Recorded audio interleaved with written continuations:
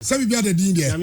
When I was green, the answer, oh, celebrate prepare for ano. And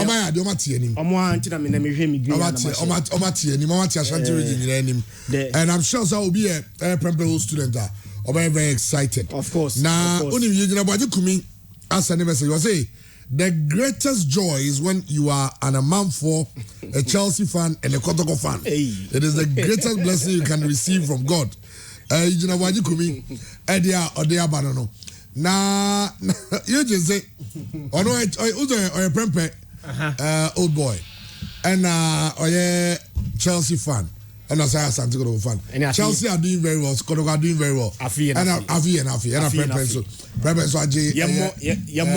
so national science and mass quiz. And on social media, na for bisa say science na nkra na answer. No be ne omo ye no SS na na. Yes, upon the time you begin to wonder because of him.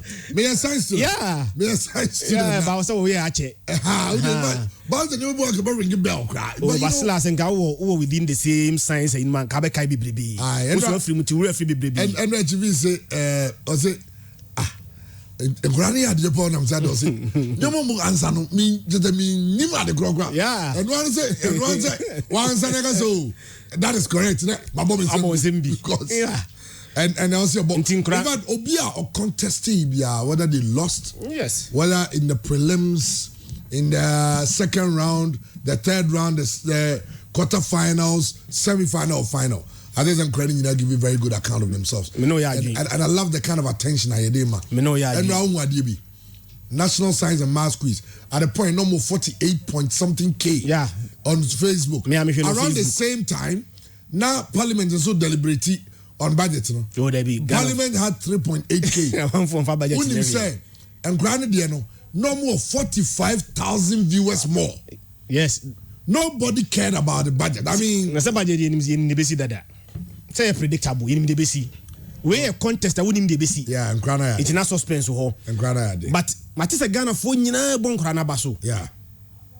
But I have not seen a single person praising their teachers. Oh, and Wakazemo. Teacher phone and a man crying knowledge, you know. Yeah, of course. Yes. Teacher in Wakazemo. Senka results in the coin and Kankuya. The first person they will blame is the teacher. Now teacher phone to them Grana ye. A crack on so ma. You don't blame the student, you blame the teacher.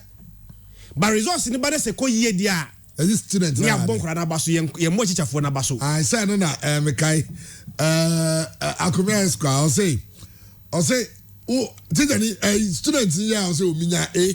Ofeli dia also. Ofeli say omafeli.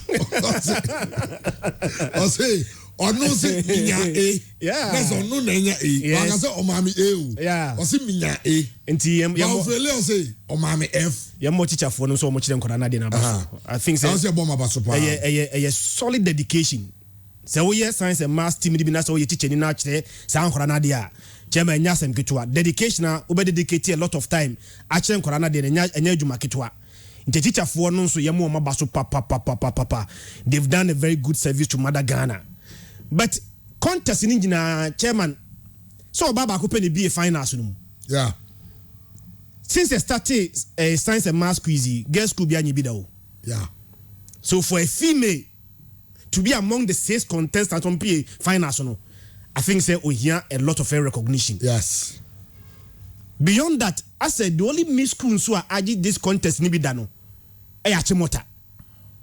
Since then, schools are aje science and maths quiz in no.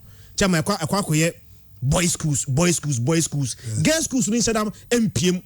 Yeah, even mixed schools no Guyana. Mixed schools no achimota pen ajibi. Yeah. Takwa boys schools sa girls no Saddam nyade enu animu or science and maths quiz competition mu.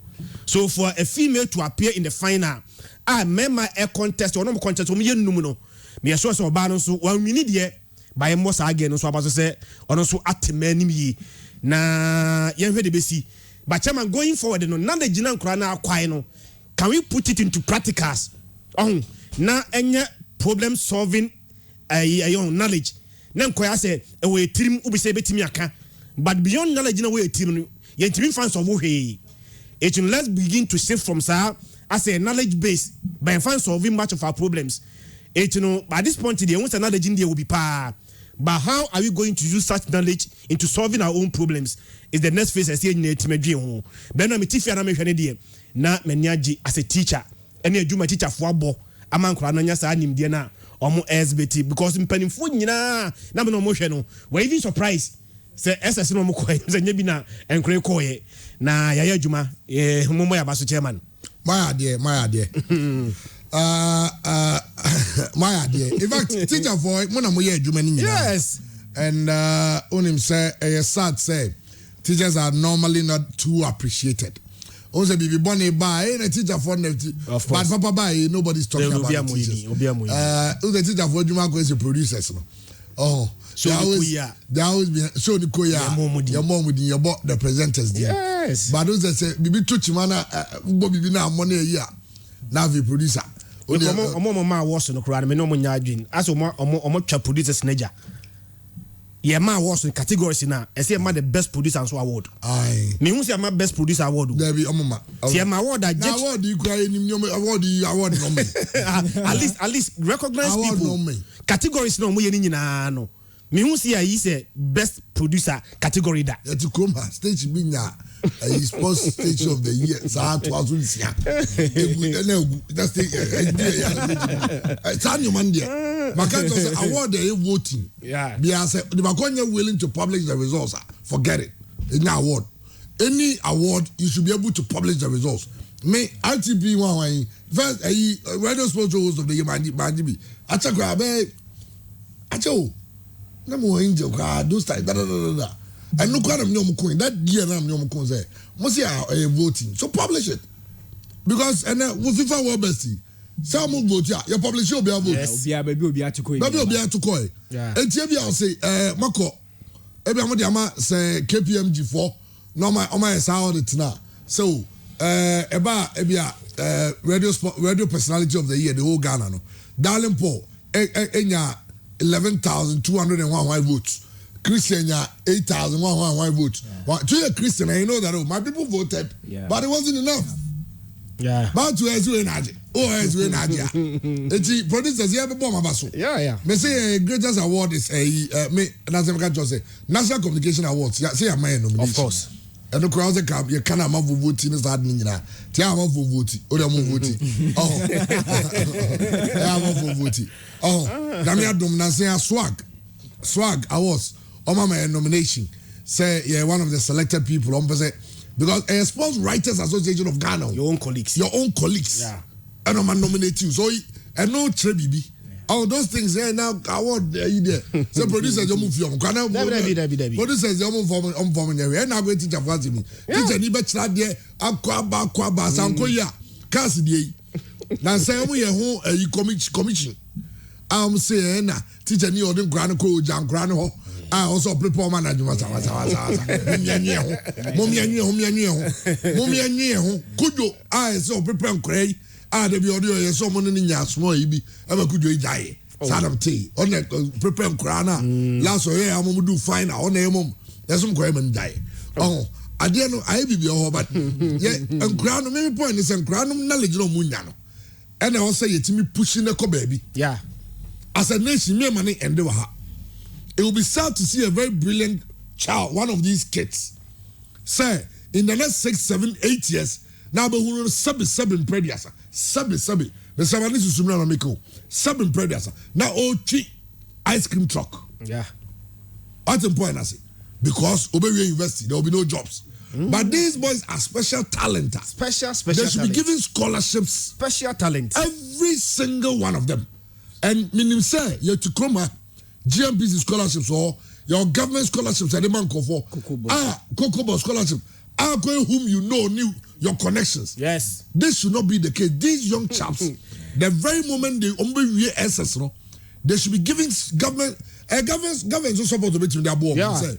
And Grano Mukabia from quarterfinals. Each contestant, quarterfinal government is sponsoring them to go study abroad. Asem na waka no. Enkra na omo appear in this contest no. Omo anya even those omo anya no go and check their WASSCE results. Yeah. Obi timi score 8 A's. Yeah. Me hu akora bia oba I think say last year omo no even quarterfinals. And of try WASSCE. the resource in the buy no 8 8 and akwa no so timi nyae. And I think having gotten some Christ a special talent, they should be isolated from the majority. Now, for once a day, let's take politics out. And let's think about the ultimate interest of the nation as a whole. Not those who deserve the help. Tell me the scholarship more here. Kroma say, Nasi Kenya, when you say tam, Naniba, Yasaman scholarship because when my munipa. The needy person or tear crossing now, only be into school fees man no, will not be given a scholarship. Nasi Kenya na down for our MP, Ninia be a minister Bintino, near more scholarship. Not the here party there. Christian, and I'm expecting, sir, the Minister of Education should start moves to get these young boys to see the president. Now, even a handshake from the president. Now, President Kanjo say, "Yeah, mama scholarships." Pastor, yet to come here, yeah, good your man, yeah, sports. But ye nim say, your Black Stars omuko lose final. Omunya the chance to dine with the president. Omunya Grand Cherokee. Chomu Cherokee. No, listen, this country needs to take education serious. And cry omui. Then say, you say, and go okay, 3. If you cry, they will run through because set 3 at every stage, two will fall out. Yeah. What you say? In the quarterfinal, say only in 3 contests. Yeah. Right? 82-2, 4, 2-2, yeah, semi-final. Then these 3. What you say? Yeah. And that's like 9. As a 7 and a 7, so 4, 2, that's 4. Plus 3, 7. 7 times, say, Obiava 3. Yeah. Not 2 at every point in time, 3. It is 7 times, so that's about 21. Yeah. Until you were 21 students that the government, some of us from quarterfinal, say, yeah, or the prelims, that be encourage more prelims, you know, to do well to at least get into the elimination stage, i.e., quarters, no, urban. No, I'm trying to create more scholarships. Sakura Evans, that Eden boy, that young girl who was in the finals, the quiz mistress, you know, was constantly praising her. Yamana, the best female student. Yeah. Now, Kray, Ebeka Kebia, no, I call no SS, or SS, Wako University, where we now or compare attachment, compare citizens and foul, and San Mamujuma. Now, Kray, I was a bright Ababa and a boy bassa. No, let's, as a country, put them on the right track because they are exceptional students. They should become a national project. I'm not being to do. Say, you bet Jam say, Omongonin Namsa. I did many prepare maker. Yeah. Minimum team. Chairman. The last 20 winners. Bachomoe. Oh, some of them are doing very well. Be a medical doctors inside ministers.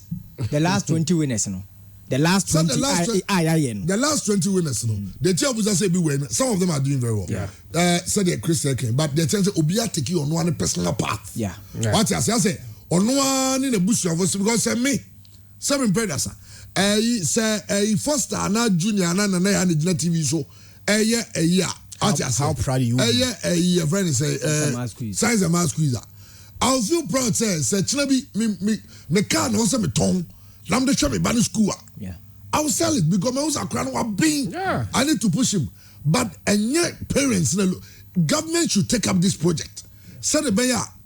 And number 4, but in the next 10 years, we'll have brilliant people manning responsible positions. Sabi. People no can think. These people can think. Let's have exactly thinking positions. And then create your mom one way of the day. Hi, problem of the day. Me show create something. Me electric mass. Me chemistry. Me physics. But me fluid mechanics of machines. Engineering one. Me hear the engineer. I'm saying, my dear Gu. I deal with. Me say, yes. Who did jammy? 1 month. Where I'm telling. Yes, when your question be not answering him. Get back on the say, say microphone is sensitive. Was he? Also, Omaka diaphragm and quiz mistress and gas on waiting. Was yet. Now, I go child because I'll Philly say. I mean, it's exciting and young one crown. And Chairman, the awo can say was here national project, no. A basa and also encourage colleagues, no. And more to me, and we say Eden koye no abayama no scholarship boa no di na tu kwan so nkon kosua de mebo o man na mesumete wo ye dey yeah ho se mesume yire me husua de ekina bi mesumete manya bi even omu juniors no enso betima mo omo homene so asua de yie etima du omo level no but we dey ya nye ho ebe hadwin o de ya mra yensem so hadwin na yeah, but the Ministry of Education should do something. I think it should get to the point in time when these Kabibi say, I would love to see maybe a final, say the vice president or the president sitting there. Or the educational minister. What I say? The sector minister. Last time in South Africa, maybe all the ministers will be there. Everybody will want to watch the game. Once education, nobody seems to really care. This area will be school you're involved. And right, son will be there. Now be school you're involved in. You have to be there. My education. My education as a who here. And that's what I go can one care for no kasam let your man ye you be say as you concept. Yes, as you for and ye down man is anyway. Well, Abraham Bekele did very well by preparing their boys in different stages, especially the aiding in physics and e-maths. I love that guy. It looks like everybody's talking about aiding, everybody's talking about Evans, and Yamo per second Mantian about, so they also did well. Kita Fono, their first time there, and they also did exceptionally well. But let's not take anything away from them, and that. And then graduate the media money through their own hard work and great effort from their teachers. They are answering questions, I am sure. Say if you bring a science student from the university to come and sit with these kids, what are you going to be answer? What you say? And these kids are doing it. What is the push we are giving them? Bambam see more way near say Bibi to asoma mrantia. So I teach engineering students, and the engineers are supposed to be the innovators. They are supposed to be the ones to be doing the wonderful things to see us develop and so on. And year in, year out, I don't know whether we are achieving that objective because we have too many of our inputs. You see, the inputs are the students from the high schools. And they come in, including the very ones that sit with me on stage. They are the best and the brightest. And yet, something is wrong with the education because they are not able to translate all those theories, all those wonderful ideas, all that foundation into useful outcomes. This is a problem I have. Yes. So there's something not quite right. And just recently, the winners of the 2018 National Science and Math Quiz went to see the president, and I was there. And the young men, one of them spoke very eloquently. They had been in a competition in Portugal, and they won. So they are the best and brightest science students, but they couldn't do the competition. Wow. They didn't understand it because they couldn't even understand and recognize how the equipment they were given worked. Wow. That's sad. So they know all the theories. So the young man said they can tell you everything about the theories, they can describe everything, they can explain everything, but they cannot apply anything. Oh, you are.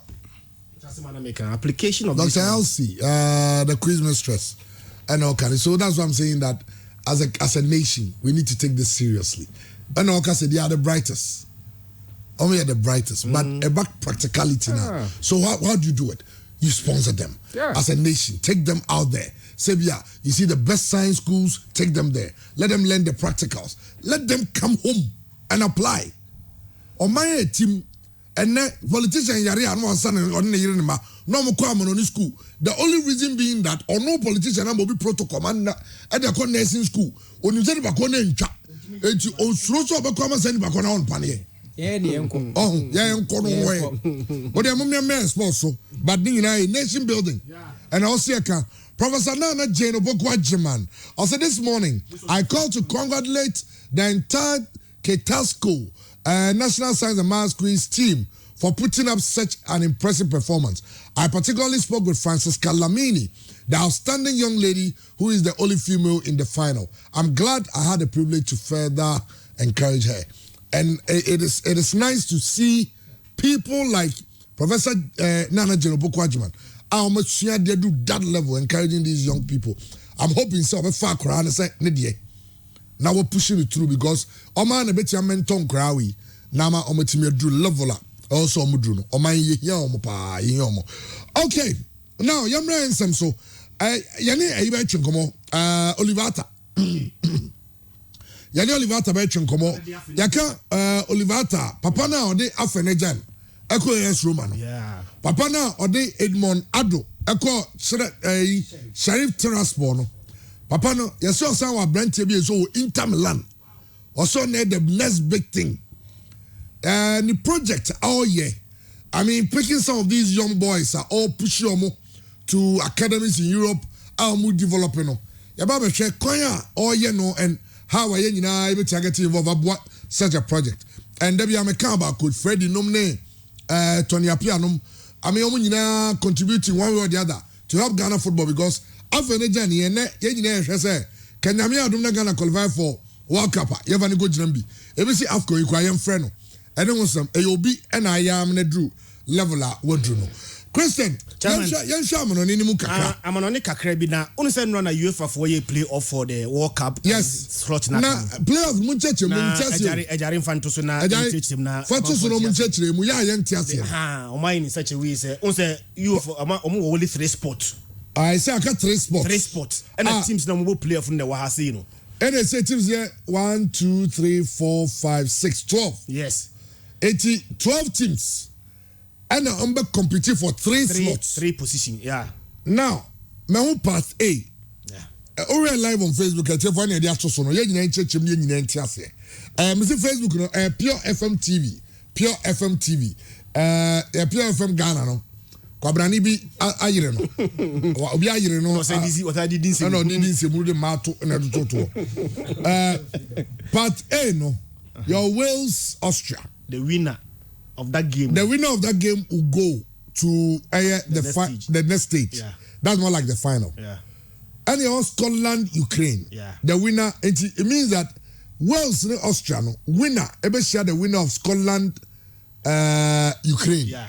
It's on me, no, so bad, you're winning, no qualify. So let's make it simple. Your fan say, Wales are winning. No, aba.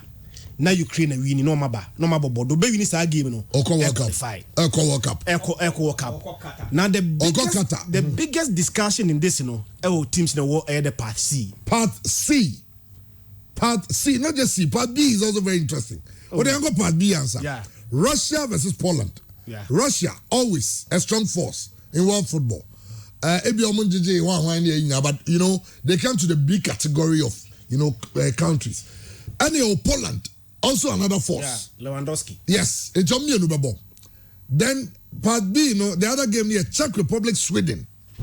It means that the 4 teams will won NFL World Cup. Of course. Now the Part C you are talking about, your Portugal versus Turkey. Yeah. And your Italy versus North Macedonia. Yeah. Now this is what's going to happen. Imagine Portugal wins, Italy wins, then we have Portugal, Italy. One of them will not come to Portugal and Italy. One is not coming to the World Cup. Yes. One. Yes. And Weber probably and it's looking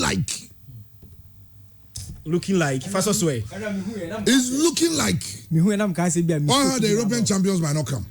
That is what I am worried. Chairman, the last World Cup, Italy qualified. Yeah. You can want someone they change coaches. Gianpiero Ventura and Amomanyasa qualification. Now, after so many disappointment now, Omantian qualify for the World Cup no. And we change adding a new coach by Roberto Mancini. Chairman, it got to a point or reversing the trend. Emma Italy 37 games unbeaten at the last European Championship. Now, your boss our last European Championship in the year now. Your World Cup qualified 2 games remaining. The Italians were on top of their group. They were leading Switzerland. Normally, Switzerland will be on the same points, 14 points.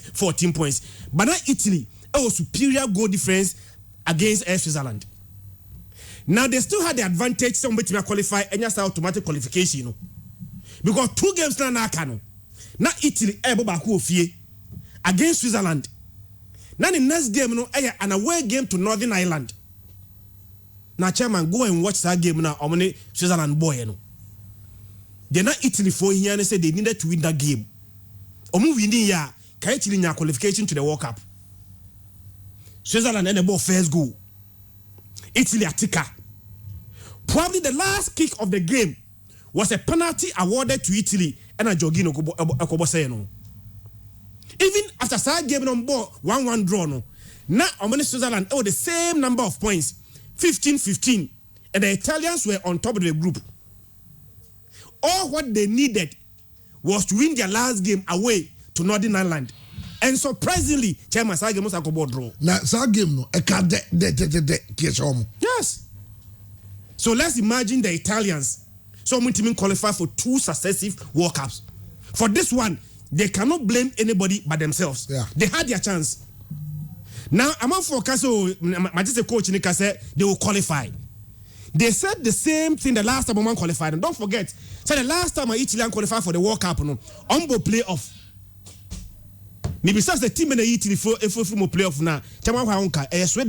Sweden, yeah. Sweden and the side playoff no. Omama Italy qualified for the World Cup. And the same similar situation as Abba. So having your own destiny in your own hands, just win these 2 games and get automatic qualification to the World Cup. Italy for your kukwasa. Last 2 games, not a single win from the last 2 games. And they maybe now we are now beginning to imagine the situation. Say the European Championship and the second most successful country at the World Cup may not appear in 2 successive World Cup. German, that would be a big blow to the Italians. Maybe I could Italy, the Italians also to me almost qualify. What it means that we will miss Cristiano Ronaldo at the World Cup. Probably this might be his last World Cup. There will be no Bernardo Silva. There will be no, mention them, Cancelo, Bruno Fernandes, Lau. I mean, all those stars. It yes. Means, how many years of my World Cup? They had the destiny. They should have gotten that automatic qualification. Playoff for the chairman. It becomes anybody's game. Yeah. Mekai 2017, time Italy for qualify no, yesu Sweden there. Ombe wi omo. Ye wi game na Sweden Italy kofi. Yeah. Etene likely say maybe oma fane there. Wa we benya Italy and Portugal. In that game no, obi abetimi qualify. Whoever is unable to qualify, chairman, very big blow to that nation. What the kaka? We are going to see a World Cup, probably yehu Portugal the World Cup. And look at the Portugal stars of Mukra. Never misses these stars at the World Cup. The best me partner said this might be Ronaldo's last World Cup because of his age. Obetima Babima just say or 41 years. Yes, one cool yeah. So Betima Saba BM1. That I know 41. On Timima. Oh, Omunina have themselves to blame. But I think say baby I could do need like we said, one of these 2 countries, will not be at the World Cup, and it be quite disappointing for the world of football. We needed these 2 countries at the World Cup. Now, Yamra Premier League kakra. Now, the tennis and this weekend, China Chelsea in Manchester United Bono. May I show us games of course will open the biggest of all those games, Chelsea Manchester United. Chairman, Manchester United last 7 games in the Premier League, they've lost 5. Since Manchester United they lose 1-0 to Aston Villa. The next game, Omotrefie and Everton number 1-1. Right after that game, away. Leicester Eshomo 4-2. Leicester Eshomo 4-2 and Liverpool go money they bounce back Tottenham Hotspur 3-0. But after that game, chairman, and Man City 2-0. And the man only Juma Bono was a 4-1 loss to Tima Yefen Watford. So 7 games in the Premier League, they've won only 5. The SIA quite disappointing for Manchester United point, and they say, you about 12 games in the Premier League. So 12 games now, Bono. Manchester goal difference at this moment -1. Can you believe it? Now, yesterday season, I didn't make any say Manchester should improve defensively. Because I didn't have Manchester part last season, they said, your ball league, they finished 2nd. But Manchester conceded 44 goals. That was worse, from Manchester United side. So the Manchester every team challenging for the Premier League title there. Not defensively, they needed to improve. Omokofa Varane by. I was expecting say Harry Maguire would be an improved player. But now you have only 12 games. 12 games now, Bono. Manchester are conceded 21 goals. Chairman, say trend where air cost what? A Chelsea like the same how season, no. Manchester conceded more than 60 goals after 38 matches. And so when team reverses our trend we are, the main reason goal difference -1 is that almost a goals per 20 goals in 12 matches and not bad. But having scored those 20 goals, after 12 matches, they have conceded 21. And Chairman Adia Hammond said, last season, Manchester United did the second. In fact, they were better than Chelsea last season. Chelsea the fourth. Manchester enya 74 points. Chelsea enya 67 points. And the points are Manchester LBT Chelsea last season now 7. But we now come into the new season. So we are making progress now. And that's a projections are. And Katimo D second more like the league than the D fourth. But 12 games into the season, already Manchester are 12 points behind Chelsea. That is how bad they have been. And to make matters worse, Chairman, the last 8 games at Manchester United now, points available 24 points. Manchester only 7 points from that available 24 points. And interestingly, the last 8 games, Manchester could put just 1 clean sheet. Now, what is our form way? Go into a game against an informed Chelsea, you need to do a lot. Now, Chelsea Juventus by 4-0. Season winning in all competition, Chelsea has 43 goals. The match Chelsea game any can say those 43 goals now Chelsea has Chairman, 16 of those goals have come from defenders. So Chelsea a team you don't know where the goals are coming to come from. Etebia only Darling Pone coach coming to play against Chelsea. You don't know where you need to stop them from scoring. Because when the strikers are not scoring, midfielders ain't mean sha.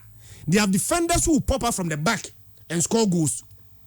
As we speak now, Tamo Moshe Juventus 4-0. Chelsea enya 2 goals 4 goals 2 came from defenders. Trevor Chalobah and Rhys James omina to atena de Chelsea. Now know where Chelsea 4 defenders no match goals now. Rhys James 4 goals. Trevor Chalobah has 3 goals. Ben Chilwell has 3. Antonio Rudiger has 2. Marcos Alonso, Christensen, and Thiago Silva Obia has 1 goal each in the Premier League. So, Chelsea a quite disappointing results. Time money Burnley ball 1-1. But right after that game na international break, Chelsea bounced back. And 2 games at Chelsea Chairman, they scored 7 goals in those 2 matches without even conceding a goal. Mekaisa almost a Leicester 3-0. Right after that Leicester game, number share Liverpool, almost a Juventus, and so 4-0. So for a team, young teams on boy, they played against Leicester 3, Oman conceded. Then they play against Juventus. Not Chelsea, Juventus 4, 1 sound conceded. So at this moment, Chelsea a team they have a perfect balance of both scoring and defending. Now the last game at Chelsea win was against the Burnley game. Since then, so they no can Chelsea last 10 games in all competition. That is the only game momentum winning. I'm winning 9 of them. Chelsea form quite encouraging. And 4 goals conceded in the Premier League is the best so far. Not even Man City. Not even Liverpool. Upe team defensively or so solid that it is Chelsea having conceded only 4 goals. Now the last time Chelsea conceded goal, how many Burnley conceded 1 goal no? And the only goal Chelsea conceded in 450 minutes of playing time in football. So Chelsea here, Juma, it is a Manchester United bubble game against a team on team time now. Then their strikers have their work cut out. But Manchester United a very impressive results against Villarreal. Okwawe kwase Villarreal 2-0. Adiana Manchester United here coming to this game confidence. It's our confidence we call away. Kwase Villarreal 2-0 no. Chama it will boost them coming to this game. Beyond our results me kai pass history any 2 meetings and so favor Manchester United. Say Chelsea for the back and they have form. But Chelsea for the back quite honest. No back Chairman, the last 7 meetings between the 2 teams, Manchester you unbeaten. It doesn't matter Manchester United form. So only Chelsea is here. The last 7 almost here, Chelsea ain't Manchester United. To make matters worse, even the last 4, Manchester keep clean sheet. Last season, 2 meetings in Nano, 0-0. First leg, Stamford Bridge 0-0. Second leg, Old Trafford 0-0. So the last 2 meetings in Gradon, Chelsea ain't me for ball and to Manchester United and so net team. Idea have me coming to this game, Mr. Chairman. Benchy were pra. Yesterday season we know. Now Marcos Alonso nebo. Marcos Alonso offensively or a super, but defensively or a weak. And I Chelsea supporters now can say okay. And the Enfa branch phenom benchy womra. Benchy wo buy no or a perfect balance between attacking and defending. Also goes no or side defending very well for Chelsea. And they were proud because of Juventus no as on your anterior crucial liga better at your own team 1 year 3 months and what team are trying to team is yakai. So na game out. N'Golo Kante esu ena knee problem tino. And also MSC this game. Kovacic out and a Kai Havertz and so MSC this game. Lukaku unlike his own team start game we. But beyond all these miss na Chelsea MSC omono, I think say Chelsea perfect replacement. Say Marcos Alonso hodoma. I don't think say Chelsea for ever miss bench that match. Say Abrante love to cheek available. Among miss Abrante Kante that match. So may call for the usual 3 back no. Chama your coach and I Thomas Tuchel. What will be your decision between experienced Abrante no Cesar Spilicueta, any informed Trevor Chalobah? One of them overpicking for this game. Chelsea will need experience, but Trevor Chalobah board now about Chelsea honestly have an informed centre back. But against Manchester United, you need experience at the back no. So I'm your coach at the match at Manchester United there. When I'm your coach at Chelsea there. And I'll choose Abrante as Spilicueta over Trevor Chalobah. Rhys James, Marcos Alonso at the wing back. Now, wabo Abrante Jorginho love to cheek in front of the defenders. Number is Mount Odoi, any Abrante Timo Werner. Their movement alone will cause a lot of problem for Manchester United. Manchester, serious problem. The reason why I don't think say Ometa win the game, you know. Chairman, Maguire in a red card. Omene Watford on a red card. Varane injured. Paul Pogba out. Fred doubt. Mason Greenwood COVID-19 positive. So even Manchester United some players are more so we available at least 5 of them short starters. Varane will start, Pogba will start, Maguire will start, and probably Fred will also start. It's Manchester MS 11 players on best starting game. 5 key members of that 11 players. Manchester MS. So Manchester may see these players it been a huge effect on them. So David here will be in course. So Manchester United in a bad game crana always the here and on best player. So the here them here sure say and you are to discuss whether say obey the position the position. The here is the number 1 choice for Manchester United. Ni position you keep. Now one Bissaka on the right. Say Abrante Luke Shaw enya injury into no antimo game maybe. Say Luke Shaw ni one more one able. Alex Telles, Chairman, the difference is big. Look show improvement wanya. Nasa in a big game like this, Manchester enya no. Na Alex Telles neboba. Manchester will miss Abrante look show. En fin honomono and United it was serious problem. Se Freddie Mo Pogba ni one na. 2 players mienua they lack movement and pace. Matic and McTominay. And be face Chelsea in pin from mienua Jorginho and love to cheek. If they don't press them, now they give them that space they give to teams now, Chelsea will finish them. Jadon Sancho, Manchester United, national farmer, but the last game of boy against Villarreal, Chairman, that was an impressive performance from the player. When I'm your coach now, I'll keep in the position. Now I'm on the right. On the left, I'm going to defend Rashford. The last game, the coach in the Bruno Fernandes said trying to one started.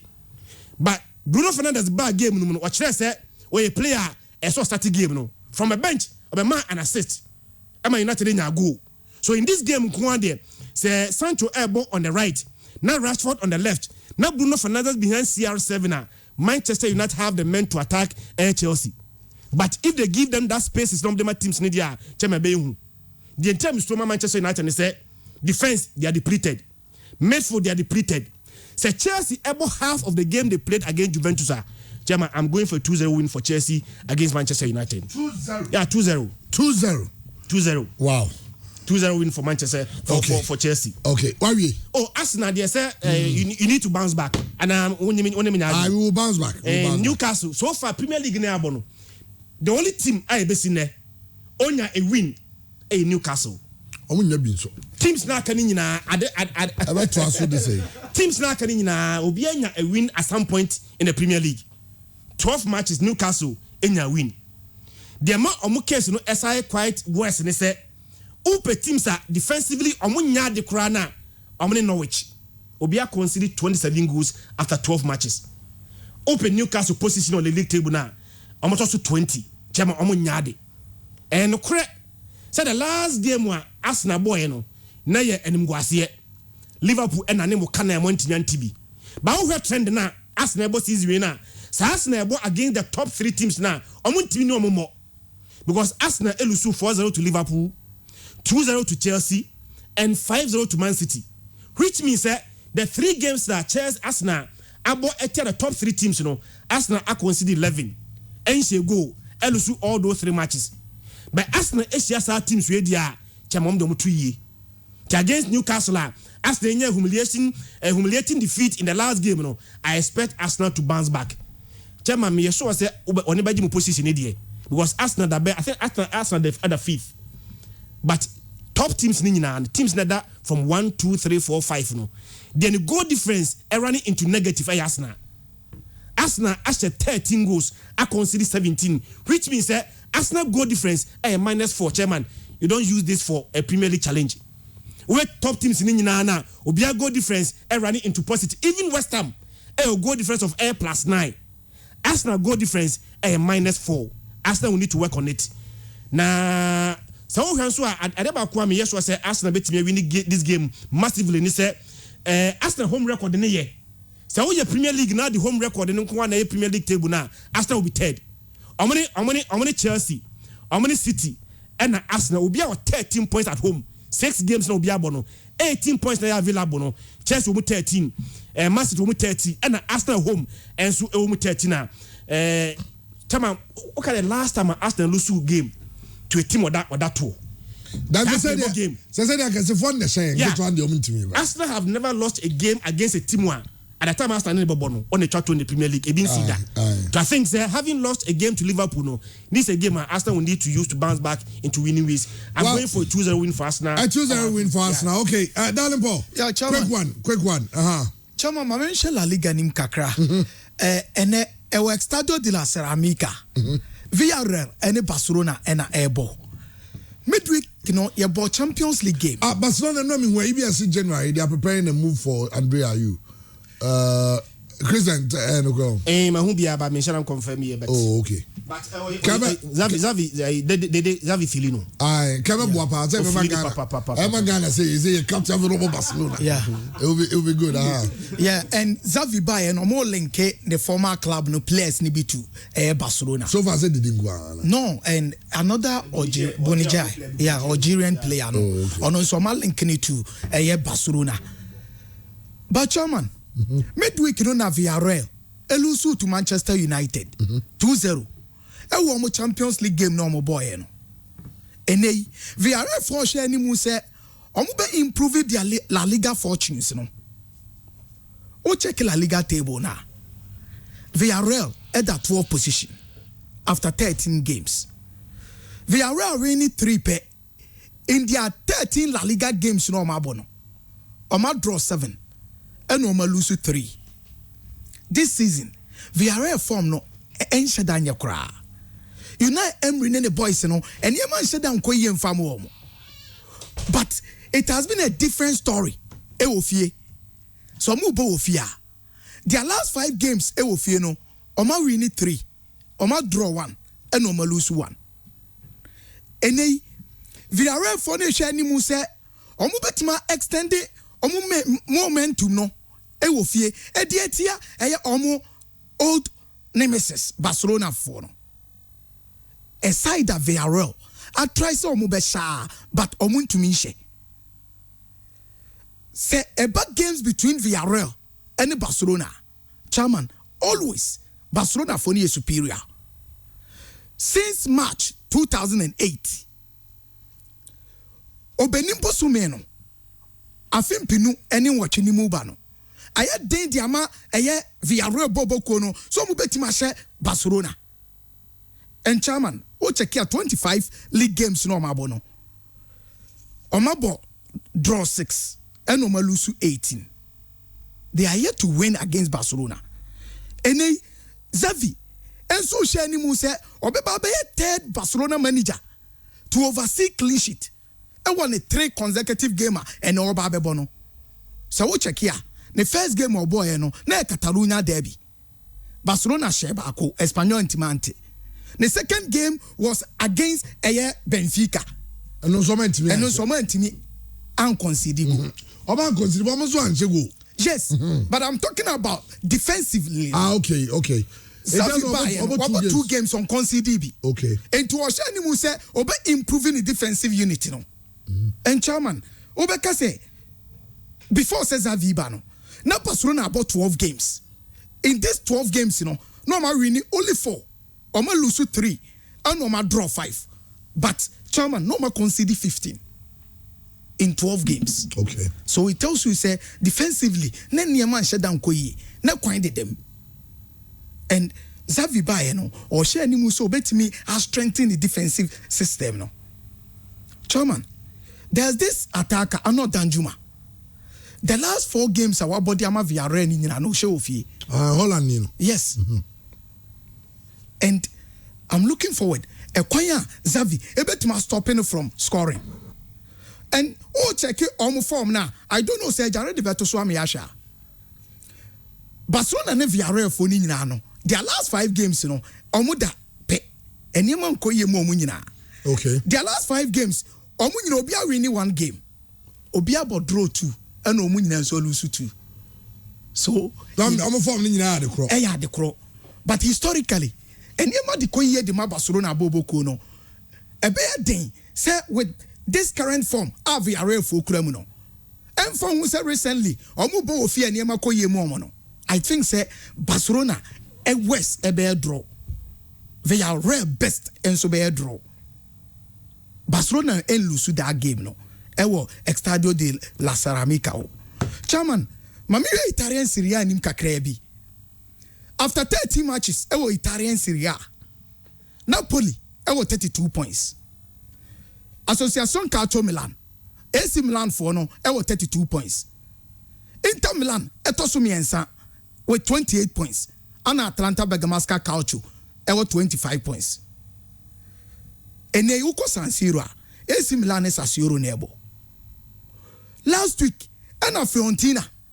AC Milan share ne can 9. Emma ni timu miensa. But chairman, the nomination from that game. And if Ekwanya AC Milan show that positive attitude, any character no, back. After Sena Fiorentina, I show mo 3-0 no. Let me better say saka no. Unfortunate for AC Milan Bobo Kono. So man to me, I'm a draw. Last minute, lose that game. But fortunate for AC Milan, send Napoli for and so anti-man capitalize on defeat no munya no. Omuko gise pemieza. Emma Inter Milan, eso mu 3-2. Enei AC Milan, very strong at home. And omo body etias Sassuolo. 6 matches are AC Milan for above fie no. Chairman, omo win 5 and omo draw 1. They are yet to lose at home. Ewo Italian Serie A ni. Almost 13 goals. Oma concede only 4. And they still have mena. Omu betima wini ewo fie. Ewo San Siro. Yes. Obeka se Mike Manya. Doubtful. Chairman, Obeka se Fikayo Tomori. Doubtful. Olivier Giroud. Ewo muscle injury. Ante Rebic. Alexandro Pizzari. Omu nyina niwo. But still. AC Milan for mena. Omubetima win this game ofie. They have the quality. Obeka Zlatan Ibrahimovic.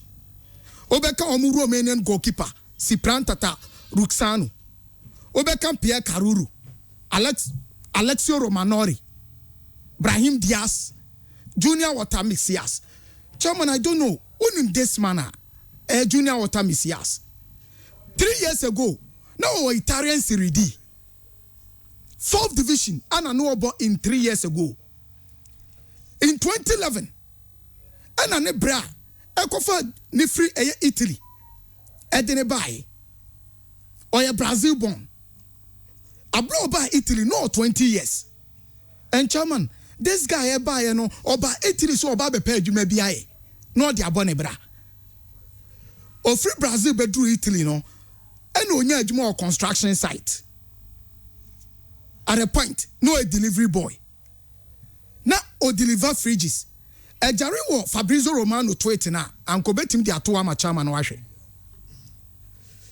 Chairman, a boy a wasisu wo Brazil. Waba Italy so oba be pay adwuma aye. Na oye adwuma no, adwuma na mu no, omukwa no makwa akobobo matches. Ana ne boss ebisa ne se ankonya amateur clubs ni bi anko bebo ana. Eno se aye. Fabrizio Romano tweeting ne da so no. Well, I'll say the incredible story of Junior Messias, AC Milan hero tonight. Where a game on boy against Atletico Madrid. Yeah. Only 3 years ago, he was in Italian 4th division. He used to deliver refrigerators and other household appliances whilst playing at the amateur level. Tonight, scored on his first UEFA Champions League appearance. 30 years old. Yes. And I just say we are so no. Nyamin kunwa unim di obenyano. Exactly. Abranti okoso okobo adwuma. Kobo ne bra. Na okoe no. And all the ball sa no start ball amateur no. Yeah. Na ga kwese vichire bi a corporate league bi. And I say omo division 4 bi. No more ball and when a chance ball for AC Milan. Yeah. Or share in the Champions League against Atletico. No, or swap fridge. No, so afraid. Na fridge no, you got delivery. I say, no, trika and the call. No more years, you almost quite sham no. And then a branch no, but when you're pigeon druno no, yeah, or a croton for a player. I know Madinama loan to AC Milan. And Yanina Yumi game of a body tia Roy Brancos, Atletico de Madrid Bobo Kuno. And they was I ready for Sassuolo or Munio game no. So, me are very happy for this guy. At the age of 30, afena ne shebre as adane. And I'm looking forward. Say against Sassuolo Bobo Kono, obese si form. No ababo ni ye. Omu coach Stefano Pioli, and so extending the contract. And no ya. And then ono so besa trandaga to Ediama AC Milan. I think say AC Milan any share so betima win this particular. Okay. Game. Yeah, chairman. All right, it's AC Milan win. Yeah, AC Milan win. Okay. Yeah, try say yebenya Olivata. Nine night Komansana.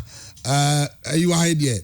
Dear Hasler, you very hard to go game, hard to go African competition. CAF Confederations Cup. Hard to go Nansena omo ride in year too smooth in the league.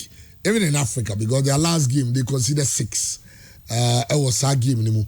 And no many chance about boy in the CAF Confederations Cup against JS Swara. JS Swara for no, Oma Bedru Ghana, how more bombed the 19 players. And a buy now a number training wa Accra Stadium. And on a mandatory training no. Na Yahweh said the almost training in Bibiano, ABC Ako. Eti Eka Wenina, Yanchichin Komo. I mean, one of Ghana's finest agents, Biaka Olivata. And anyway, I will players with them. I mean, someone for us will be a Fenejan. Because Ghana hadn't care about player being Kasawa Manonia. Then you know, either say boy in the ball, any of the big teams in Ghana, and academy teams in Ghana, and Oko, and now say you will know, and they be a Wabo Academy and big. But I think the story of a Fenejan is quite different. Minya Olivata, Bibi Abokode. Right. Me sure say they say the oda no ada na still adwuma no guso. Adwuma ne de ne kesi ankasa se na eba. Oh, okay. Adwuma ne de ne kesi ena nea ewo mu bebre no so ni nyina afi na eba babanti. Nice one. Nice one. Well, the story of Afenejan, I mean him say but adia say Ghana how be interested. The story of Edmond Addo. How do you do it? I mean, can we be chair? I mean, almost remarkable achievement because for Fenejan to score 2 goals for AS Roma on the day AS Roma whole train apart and I mean, how did you make it for him? Okay, so the whole thing a project Upper Legacy had embarked to do. when we sat down with management and we realized that major players like Efria, Boakira, Don Gonfredonta, Isaac Kofi were fading out, we decided to embark on a 5-year project. So we really put a lot together by, for example, moving 5 ex-players to Europe to try to move young players there for them to mentor them, to take care of them. So it's a holistic thing, okay? So Afinajan as one player, and only Aba app where everybody is talking about it, but it's a whole program, like you mentioned, Edmond Ado also. So if you ask of Afinajan where I want to talk about now, we saw him in a in a school game. It's a school in Sunyani. We have a scout there who first was spotted by our scout called Samiminta, and then he invited our chief scout Gideon Ato. He went to watch, and he thought, this boy has some potential. We met the mother. We had a discussion. And the mom said, so boy, in the school, no, you're ready. The boy would go into any professional football, even though he has the talent. Into your can you follow boy till in the school. And after that, your affiliation with another academy in Ghana in Accra called Eurafrica. And they do things very professional. That's why we have that affiliation. They have an European coach. Okay. So you're the boy by Accra 2019. Now coaching share. And can you believe here after 1 month of staying with the coach, coach frame Oliver, this boy, please, and Fanny call any of the mid-table to the relegation tables in Europe. Please try and top 5 European clubs get into the first 4 on the league table. First 4: Barcelona, Real Madrid, Atletico, Juventus, Roma, AC Milan, Dortmund, Bayern Munich. You understand? So that is what the coach did. So he gave me a lot of confidence there. The boy has a big potential. So after we stayed in the academy for like 6 months, we moved him. I got a trial for him in Italy. So first I took him to Roma, and immediately Roma showed interest. Then as a business person, I had to try other options also. So I took him to Sassuolo. Sassuolo were interested. I took him to AC Milan. AC Milan were in love with the boy. So now it has to be a business room. Discussions and who has a very good program for the boy. And Roma really had it. So the boy went to Roma and signed for him. So that is the story of Afinajan. Wow. Well, I was a ball so project any Bibian and Adeba Consoy on the set. Aside say one cry, Osabwa Ghana generally. Because these boys eventually Omoba Ghana no Babisia Kai. Now can we about Eurafrica project. I understand even last week, but did you maybe go Kumasi? You did Kumasi. The chief scout depends Gideon on organizing. Most of the time, we call general scouting. The Italian coach in the background here. When you do general scouting, there are some players that a person will see and we think or a normal player, but when he sees it, he always tells us, no, this one has a big potential. And I'm a general scout. We don't call specific clubs. You just open it up. And we'll be at the book, individuals, people in clubs, and then we pick from there. Last 2 weeks, the coach saw a player in Techiman, a 16-year-old boy, and he said, Oliver, why is this boy still in Techiman? I didn't think a boy down with Techiman. I didn't think a boy will be fun because boy with my football here means talent. You see, Obi says a boy are you mean? May sure in the next 2 years, 3 years, more better. Wow. Because I feel that was a boys in Baby. At Mekai McGleason somewhere in 1997, extra article in Complete African Football magazine was it one thing Ghana never runs out of air talent. There were so many talented young boys. More opportunity to blossom. Meaning, how do we get more players to get this breakthrough? How are you doing it? I think, like I said, I sat down with my management team and we decided to embark on a project. And project me started me who say, I'm not me who more say Ghana need a talent, but it's just a matter of planning. It's just a matter of planning well and putting, and it costs. It's expensive. Okay, to bring, for example, an Italian coach to stay in Ghana, living here and taking care of the kids. Nkolana Obenyo, putting them together, feeding them 3 times daily, and trying to be professional even from Ghana. A little bit expensive. Maybe not all clubs are doing, but I still say, if we get an institution coming together to try to go a little professional with the kind of talent that we have, they sure will go very far. Well, Oliver, another crucial league, one of the challenges I face no.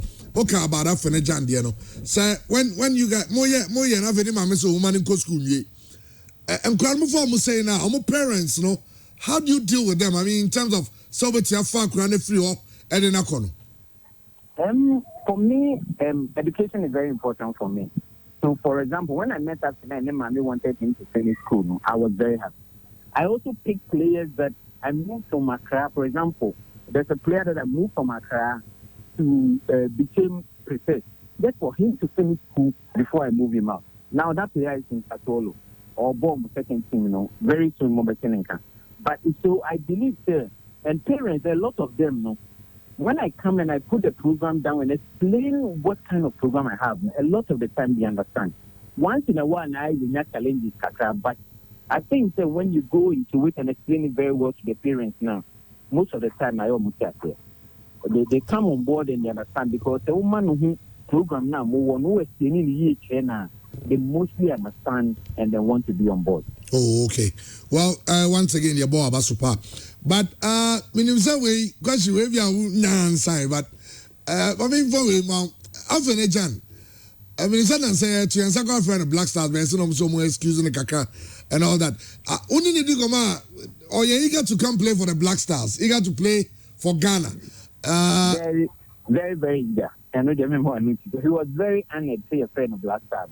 But when he said, so who will be this case, tell Roma, where a young player, I say now, we have breakthrough opportunity. I say the it's a wood jaho, now say me quaba, a dear Obebana, finding the hobby. Opportunity now when you're in the hobby. And a second, this not all go through some development program because they told me 2 months ago, so I'm a friend first team. So I should get the guy to understand. No about second team, I'm not the first team training. It's only first team training, about second team match. So until we're preparing him. Into your buy, you ever go one now. So Kato Jaho now about Ghana, if you ever go back now and say, into Ghana, he's very honored and very, very happy to play for Ghana. They be and immediately, let's go to Ghana, Pulina, and Bayagin. You have to pay ye. No, you the Pibot and it's not waiting team we are. Oh, a Ghana player. I can give an example with Thomas Partey. The first Partey in the development program, no, time and all development stages, no. He never came to Ghana. He never played for Blaster, but I'm sure he had in mind for the Obama Blaster. Time you do you not buy, and as they say, Partey Blaster, excuse was established, no matter what. That's what we want to do for this boy. If I saw establishing ye and Ghana, Wababa Obama, it's Ghana, maybe or the book. A lot of people can say, oh, but Ansu or Bob Barcelona or Bob Spanish national 18 years. I been Felix Cartier when he was 16. You've forgotten that this boy just came from school. He's never gone through the football system, not that. Uncle through that. And this is the first time I could say he just 6 months into his football career. So and yet the same like Antino, Barcelona, and Abedipele who played in LTU, and they got experience before they came to the Blaster. So my first time, even young Butama and Kakra, and with me and experience, and Sana, what you think of the Obama Blaster benefits not by any now. Okay.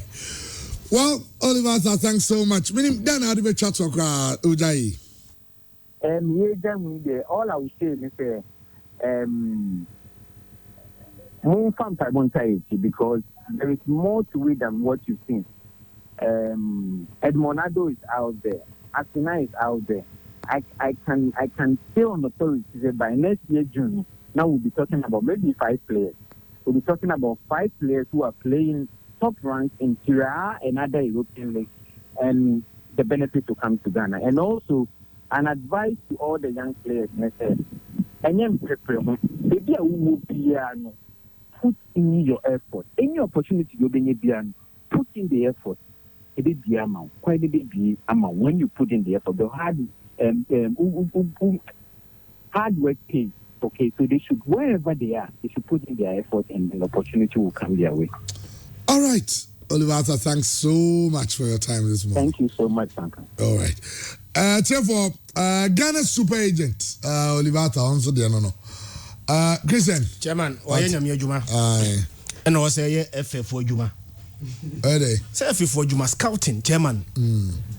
As just individual, and I all scouting for this talent. In the next 5 years, Ghana the home for so. I brent was scouting in crowd about 29 minutes in FNU. But for Olivata, Bianca Branton that to Krumazi. There are several of Abrante Afinajan, the kind of Krumazi. Who's on the talent be bring? Yes, several of such talent, but they have never met the Olivata. Meaning boy people are chairman. Boy ni misiani biya na miraho. Talent, talent. But when you boafo anso ninsa. Boafo. You know, the Olivata no, biani. Say there is much more to do. Say onunkuwa as one individual, etimi yes hard way. Etimi yes scouting. Etimi identify these players. Let's imagine the situation say Ghana as Elfie. Any project for themselves, say, okay, yes, we'll be a project we are touring the whole of this country to identify exceptional talent and groom them. When the home for so Olivata Yana Juma or an individual or interested in football. All boys certain players, Chama me GD pa. Senya scouting system na kwabo near team call run. Eko identify afine jana. And can I can't finish seven? I bianca, you be a credit, obi animal. I hope a prayer Ghana de fra Brenton into the blasters. No, a bianco Tigana here and a 15 crank and friend.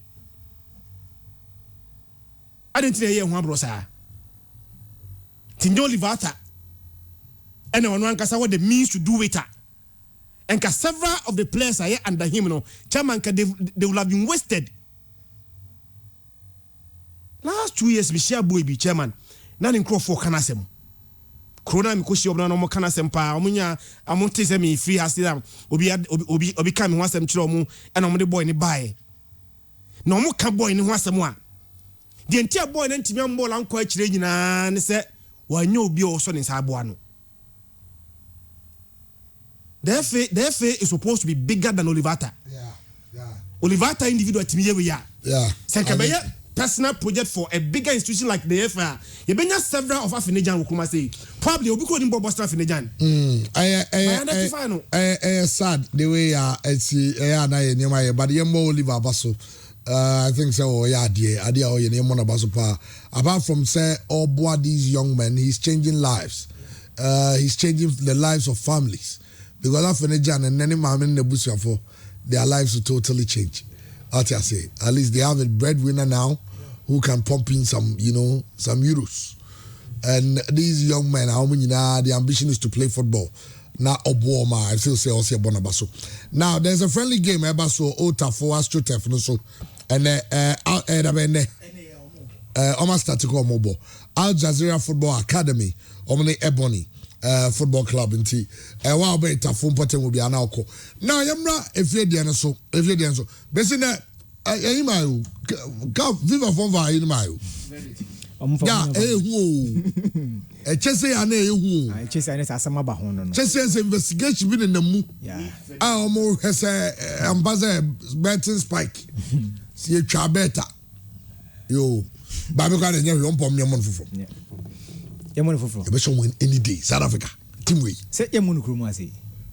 Some can say one for us on neutral grounds. Neutral grounds. Because South Africa don't both neutral grounds. Yeah. And say any win, I mean, regardless. Yeah. It's here they say one should win and qualify. Yeah. They want draw cry about penalties and as it so you must over 3. South Africa. You can't also get say born Johannesburg. You the party money one in our call. Oh, and you party the said man KV. And no your papa train. But aside that no so panyu for abamu panyu for so amwa. Into ma amwa ne say. Work up no. Aside football near ball pitch no so no. You will operations here.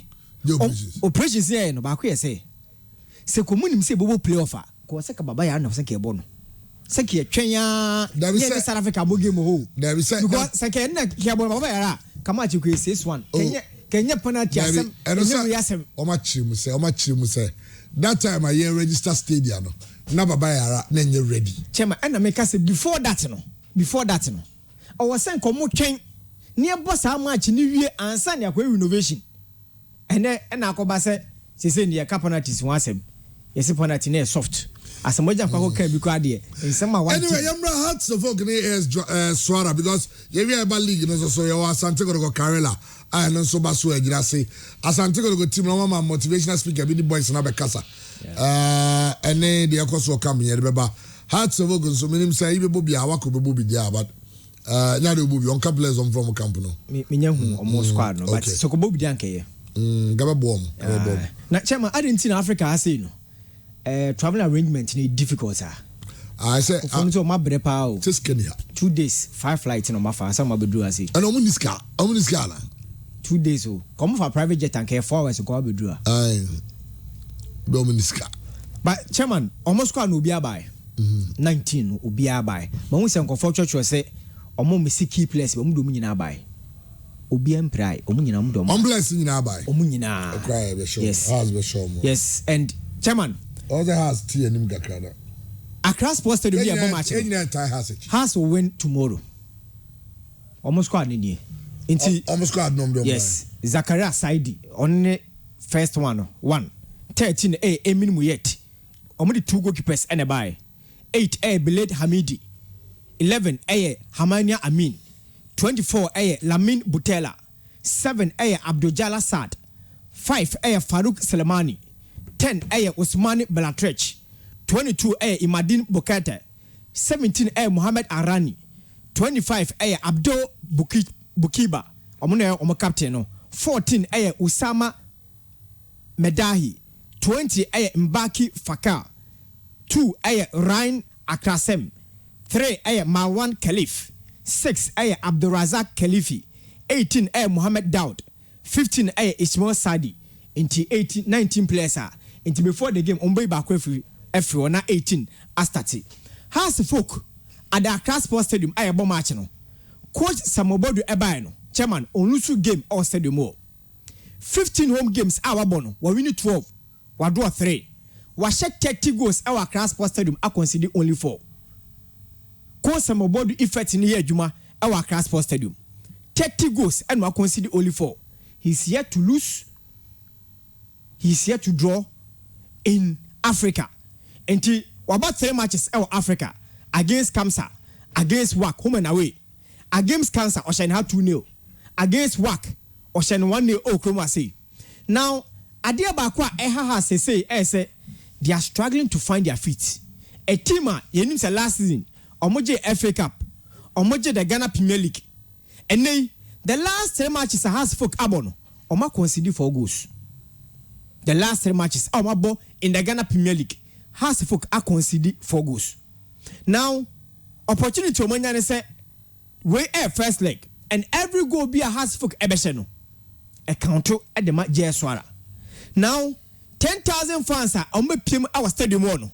Me say, sign part 10,000, almost at the 1 goal ebeba. Has Ebo against Ashanti Good.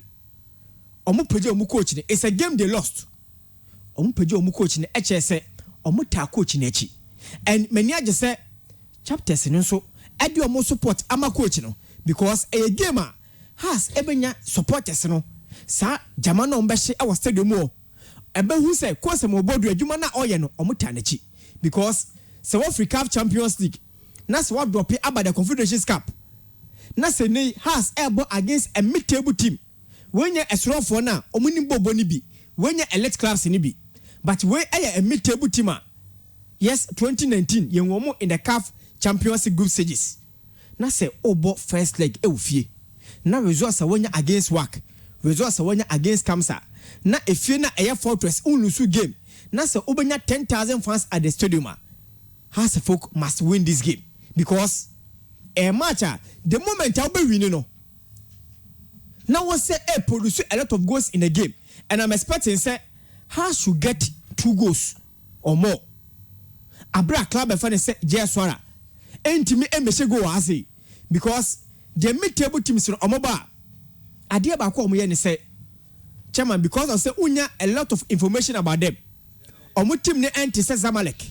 enti say Ali enti say Esperance enti say Sundowns enti say Kaizer Chiefs ubenya a lot of information about them sa clubs so omoba omoye ade away from home enti for example yemfa Kotoko de ne example now Kotoko against Setif ebe share Kotoko krom ase Kotoko ekwo honum no Kotoko ekwo bo goalless wabenya win wa show 2 e wa say Kotoko eboy against club fan say Etihad Kemiset Kotoko e show mo by 3 goals to 1 wa ha o menya away go Kotoko ekwo honum no Kemiset e share Kotoko by 2 goals to 0 BYC Kotoko e show mo by 2 goals to 1 Kotoko ekwo BYC no BYC show mo 1-0 into anytime bia sa mid-table team sin baba kromu ase no omo pe an away go omo pe results because omo nim say efie no omo ankasa no omo ni spirit na work for you bi no because omo no omo ba they will relax leave the game for you so one show more than 2 uko omo kromu ha omo beja kwan but this mid-table teams any sa spirit no has should avoid say omo consider go because the moment omo consider go no a bad thing in the second leg. Now they are coming with an experienced coach, Kais Yakubi. Now Kais Yakubi take over the club no. We about 6 matches. We win 3, we draw 2, and we lose 1. We shot 11 goals, I concede 4. Now this is a coach, chairman. Over time or share na Jumasi from 2006. Clubs are what team aye Jumo Club African. We here Juma our Al Arabi our Qatar. So for the last 15 years waya jumana wa coach 17 teams and top club bia e wo Tunisia bia no opanyina ayadwuma ho no ade ba ko a eye so special about Jeswara ne say 11 goals no mahye no o mahye mu 9 our second half and no mahye 2 our first half now this is go second half yes, second half do mahye goals pa 9 and no mahye now omo weakness ba ko ne say in 2021 omo bon 19 games omo win 5 omo draw 5 and omo lose 9 omo concede 23 goals ashe 22 in 2021 matches omo bo away from home no enti eche se so omo free omo stadium wo eba away a omo concede goals now 5 matches no omo draw no the likeliest results are bempa 1-1 1-1 appear 3 times 2-2 and then goalless a team almost send your opportunity to play in this competition. In 2016 in the Algerian League, Omudi second. 2018, Omubo League in Omudi second. 2019, we saw them in the CAF Champions League. Prelims no more there. And Omu out the money zone. Now money zone, Omoko an intimidating Venus. Into Omoba Transport Stadium no. And never no be wrong because Omako Bok Arab Stadium any Ali Akubo game. Omako National Stadium out Dar es Salaam Tanzania any Simba Akubo game. Omako Stade de Mates our Kinshasa any AS Vita Club Akubo match. And it's a open venues are intimidating club friend say Jeswara Akubo matches so. Into Mobile Transport Stadium no ehunhun bebre. A team threat no mode ban say untimi enya one player say o mark no. Untimi ni one player say o mark no.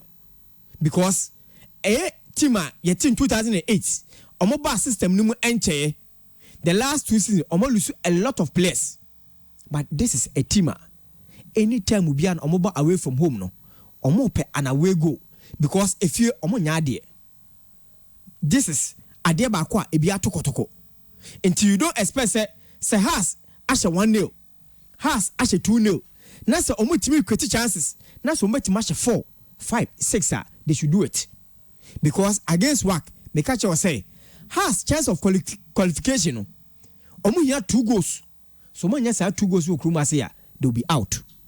The only boy got them 2 gang still got game fan. Yeah, because a chance who here goes. Into member say back when I say Kotoko ni se team ne do baby. Kotoko actually first goal. Now after they were playing the game for the fans. No one decided so be productive and a lot of goals. Se team eba second half no. Hwejuma Hussein Gacha any Amura Mobeye. Now has the luxury say we a home game. You tenefi, you coach no. If you so take you out of the club no, you lose too much. Until making sure say you bring the needed resource. A teamer, there's one player in Balad Hamidi in the league 4 matches now abono. Washe 3 goals, I 3 assists. On the beja number 10. Ishmael Sadi, beja number 9. Omuni a proper number 9. They'll be using wingers. Osama the Betalachi or a player anytime ubia obe pedanity one location biano who was shooting from afar. Until you go now washing, that was a long range. Aiming Lamri, able to from the left side of attack, very skillful. Now Beled Hamidi, ni nani mionu nya yejuma, right and left ni nya yejuma, and ono and number 10. They'll be using 2 number 6. Omo captain Buchiba, and then Abanta Fancy Mohammed Daud. Omo mionu and boss number 6. Now goalkeeper ni Zakaria Saidi will be imposed for them. Then Abanta Fanny say Mohammed Amrani Ebobo as left back. Akasim Ryan Ebe partner Abanta Fanny say Imadin Abubakar as 4 and 5. Now Abanta Fanny say Osman Abadi Abo as right back. So it's a 4-2-3-1 formation. And I'm expecting say Coach Afanya Samobodu Ekon Yusu Salifu Ibrahim against WAC and then against Cancer. Omani a free war is going to help Accra Football because or one play anytime bia oba pick ball no obama a defense splitting pass and it's an excellent crosses no ebetima boa Accra Football. Chairman, I see us folk winning this game by 2 goals to no Accra Sports Stadium. 2 goals to nil at the Accra Stadium. I'm sure say 2 goals to nil kai nye ohebe fi da kwankwan ne age ya obi nsu ani beje pa. Go si omo bre pa said the nyoma isi akwa no. Na ene pure sports your WhatsApp groups no. One of the administrators, Baju, and a Baju birthday. It's a wish Baju, a happy birthday, Baju. Another great guy, on a born again, Numina Nebojuma. Now, Christian, yes, a scam alert. Everything go for be a man's video on the better. Almost say, and then Tokari Yap from is that talking They say Facebook room go hacking. There's a say one swap. Mama send a message to Omo creating new pure sports WhatsApp platform. It is joining you no. Hey. I'm not dilute numbers, no. So I don't match that. Oh, never. O dilute Facebook. I want to mean dilute. So omunim. Adumne DH no. Back to my high street. O dilute. Adumne DH no. Omunim. Watching for radio. I want for taxes. Don't cast one with you. Adumne DH no. Omunim. Eti. Wow. Obi be send o. Mesra number. Yede. Your WhatsApp platform no. Dabia me carbon again number 858519. 0245858519. I know ye pure sports WhatsApp group no. Chief administrator the number. And about you, one of our administrators also into so omo ye nom the link for be send it say we well that's how we be very that's how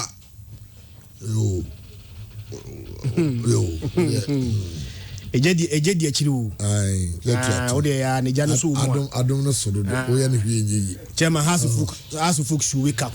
Yabi and a chamba say. Chairman Pachai.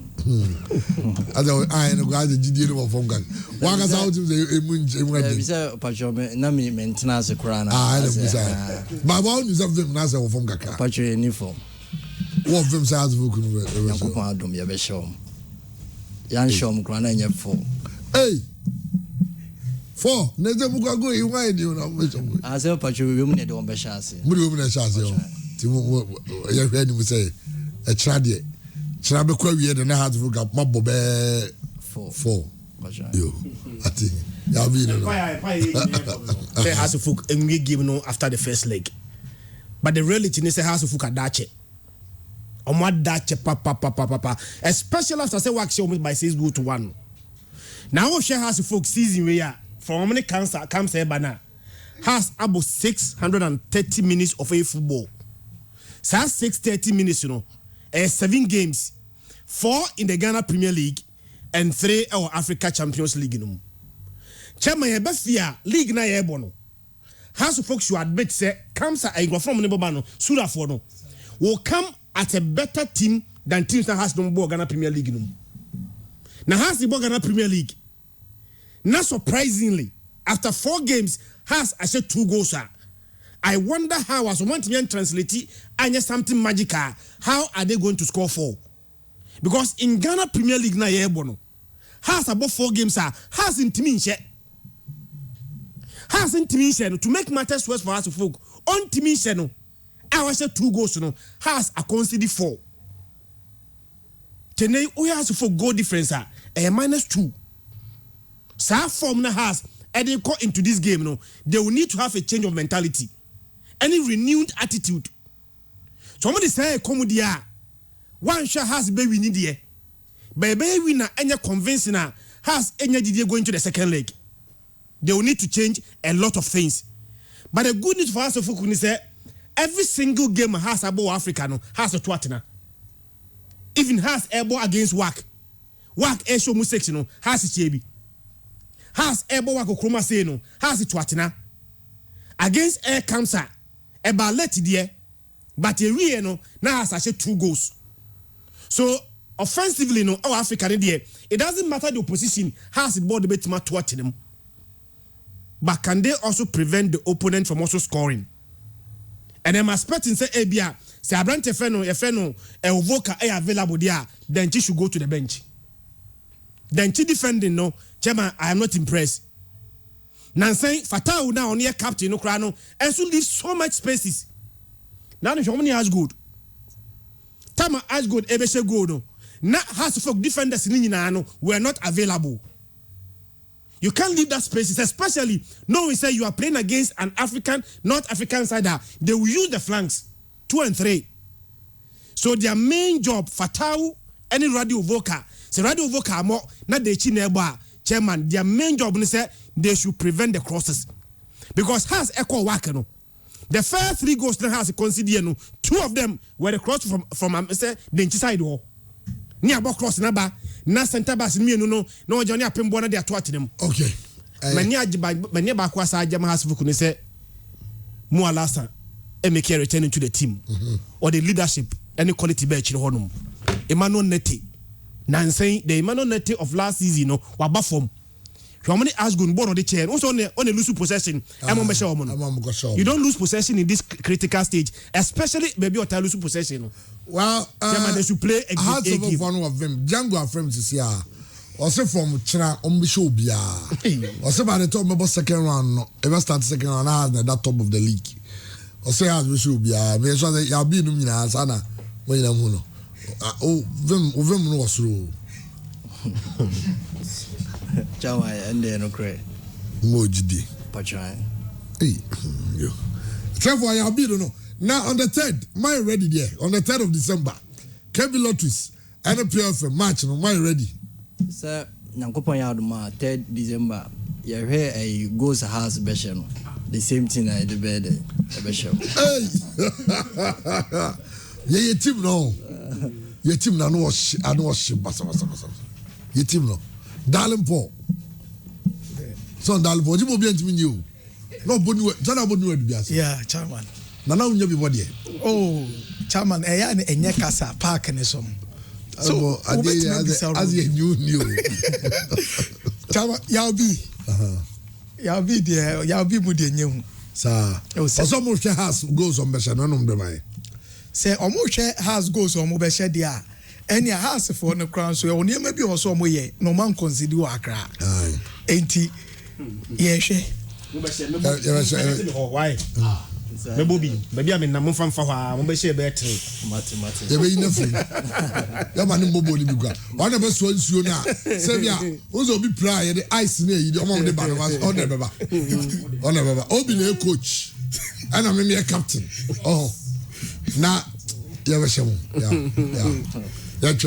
Yamiaduma, this thing. I think I have been KB Lotteries. What's in Canada? Monsori na Munya Monsori na Munyama Mema Sani no Mumbra because Kim Pfizer your match anwashi Sani uno man say amam for say enrich Nigeria Mema back in Vila David that says Sana man for comes in and Mema back in Vila Ebia no nim Ebia no nim say Jesse the bia or Jesse be move am William Ajime for na nim bia omo de just 40 replica just in the bio nti ehun ye 40 no ukochebe na obi ne bi no we nya bia na akova asoma yes but game na hono eno so no osio easy match mediama easy easy match am making first easy yes zani ya butu I see munya na eka on say mediama nya team omotimi ki first I think that some writer bright ebo tell am be mai omontimi ne mo sometimes enkoye kura na ya na dimam truncated league, you know, they struggle to play a goalless at Techimai. They play 7 defenders with Coach Bodu ansa no munya draw sa match no mekan Ali Watara one man of the match obobo pa The last time I came first, I shared Mediama 2009. Almost here, they don't know almost 14 league matches. We truncated one, count 15. 15, no. Kim first, I win 2. Mediama from Kesbin to Mediama, no. I win it, Makuma 5. Oh, from Mediama. So we Kesbin from Mediama by 2010, 2009-10, now you know. So 2009, 2010-11, and I'm the Mediama Bull League. 2010-11, almost Kim Pfizer 2-1. And a second leg in the 2-2 Kumasi. 2012-13, goalless, Ewa Mediama. Ombe Kim Pfizer 1-0 Kumasi. 2013-14, 1-1 Kumasi. Omukobo Kim Pfizer Sukobo goalless, Ewa Takwa. And the last time so Musia season, 2020, 2020-21 last season, home and away in your draw. Kim Pfizer about 1-1 or Techiman. And Omukobo goalless draw. Ewo Mediama home. So Odiano and as had the truncated one account of goalless draw. Omabo truncated one account. Omabo 1-1. Yes, Omo 1. Kwampepra and a heady ball share. Yeah. That day kind Obama as a Osu Onimosis. Because Omo Tias said Omo University was our team wemu na Omo players in any first element team boa Omo defend it. Yes, show 1-0. And the last time, yes, I call Omuwa Yokobo 1-1. Give me a bay. And I'm watching now. It's not a time, bay. At 3 p.m. No, me and sir. Yes. Gates no be by, say. Getting a 20 VIP and a 10 popular stance. Obiango. Simple. F because you experiences are any bina. Once a professor can know a bubble. Park ni yenyeska am for ba ni ban timi fa drop in free ababo na abegina ababo o preference so pe VIP o amon ko jina pole tie ni enti ya ene se yempese ade no ye be yere so to anyazaria kotokoni bechemu bo so popular stand 30 series but ye na Ashanti Gold a top line I say VIP 20 series and 10 am for buy come on but I see sports authorities omo kuye sebi omo wiaye sebi aban no o so hwe no we bibi wa on first can check Ghana football mu yes abo a ye use your property no park na nya aban bi ade o ya ade o ana me bo na wo sa mi aye e bobo 8 million ska close to 200 million that tia ye nya 7,000 kra enko fi too much by touching my entisa o and you know, I'm consider because as a man for a man from Babakakra, ultimate ball bits Ashanti Gold now. Everyone said after match, Krana win 10,000 Krana, bet to make a for or camping away, winning bonus, any allowance nkete bi kura na fine se salary no samantha salary no to a wa obepɛ kwan bi so obɛyɛ den obenya sika na tua se kura Canada di no ha ba gym nti ay simple se Canada aba Canada di that salary ha baba okay we heavy nti no ne atense amanfo mbra baba hospital no be support King Faisal okay de nam krom se mediama fo kasa me ne Obama na yese be hia wa me nim de nti a wamba em se ono wo hu bibi se ono nto wona nte pa aha nti wo hu ye be show more than 2 goals omo ya dey 2 goals yeah oh ye hu mediama team pre-season ye mia omo so wo kan e wo kan ni 3-2 mediama team na nya team obetuma checking first because King Faisal boys no omo rane mediama no omo nko bi se Farouk Adams mo doma se ye bobo no to ha na nkora na fa pit park line e jino makofa untimi ndu omochi Mawule wayo mu Zubairu mu ene Ibrahim Usman mu but I said the newest sensation of Morrison yes Morrison na me pese me bondi brilliant chap but nyambo ochina coach Nuru be introduce boy bi me fan di pan to jabai fan coach atensu boy very brilliant chap ko ba se chini no o so osire ko ba se chini no chairman Okocha so onim jeje Okocha Nigeria dia no so onim definition na no yeah go no dribble chairman Okocha chairman se kwato go yani Asco Deportivo ewo Okese Park pre-season no Kamara jina o se ye no hwe boy no na ye no nwanwa a third division player and a scout on you find justify okay but see number watch now Ebeyi player of the month. Ewo Baba Hospital. Ye two aban Ibrahim Usman, Pius Bafo ena Ivan Safo ena ye two Musaba. Abane be ende numere be 5 PM. Ewo supporters platform.